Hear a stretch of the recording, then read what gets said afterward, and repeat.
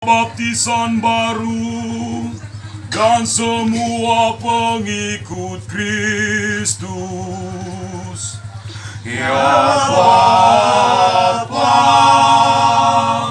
semoga Bapa mengajari kita dalam menerima sakramen-sakramen Paskah,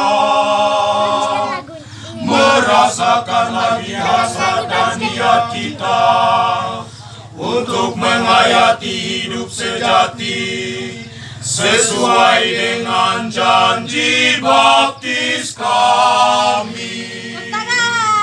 Kami mohon padamu Tuhan, kabulkanlah doa kami. Bagi seluruh tanah air, ya Bapa, semoga kebangkitan Yesus Kristus menjiwai para pemimpin dan seluruh rakyat,